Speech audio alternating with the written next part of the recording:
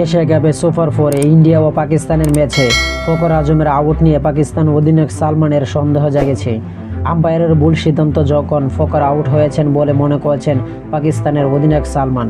বিস্তারিত প্রতিবেদনে। হার্দিক পান্ডিয়ার বলে উইকেট কিপারের পেছনে ক্যাচ দিয়েছিলেন Fakhar Zaman. Bharat wicket keeper Sanju Samson catch ঠিকভাবে নিয়েছেন নাকি বল তার গ্লাভসে জমা হওয়ার আগে মাটিতে পড়েছেন তা তাৎক্ষণিকভাবে নিশ্চিত হতে পারেনি বাংলাদেশে আম্পায়ার গাজী সোহেল। এ কারণে সিদ্ধান্ত জানাতে বলা হয় টিভি আম্পায়ারকে। বেনিফিট অফ আউট ব্যাটসম্যান ফখরের দিকে যাওয়ার কথা ছিল, কিন্তু একাধিক অ্যাঙ্গেল থেকে রিপ্লে দেখার পর ফখরের আউট দিয়েছেন টিভি আম্পায়ার রুচিরা। জায়ান্ট স্ক্রিনে আউট লেখা ভেসে ওঠার পর ফখরের যেন বিশ্বাস হতে চাইছিল না। বিশ্বাস হবে কী করে? টিভি রিপ্লেতে বোঝা যাচ্ছিল বল আগে মাটিতে পড়েছে, এরপর স্যামসনের গ্লাভসে গেছে। সাধারণত তৃতীয় আম্পায়ার সন্দেহভাবে নিশ্চিত হলে আউট দিয়ে থাকেন।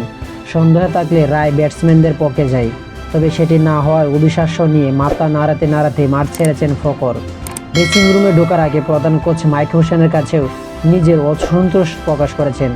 দুবাইয়ে গতকাল রাতে এশিয়া কাপের সুপার ফোরে ম্যাচে ফখর এই বিরক্তিকর আউট নিয়ে সামাজিক যোগাযোগ মাধ্যমে সমালোচনার বড় ঝড় বয়ে জেগেছে।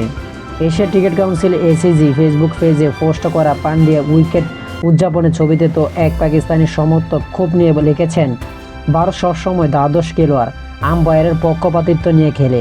ম্যাচ শেষে পান্ডিয়াকে অধিনায়ক সালমান আগাও ফখরের আউট সন্দেহ করা বলেছেন। অসন্তোষ জানিয়েছেন ওয়াসিম আকরামও। শোয়েব আখতারও টিভি আম্পায়ারকে অনেক কথা বলেছেন।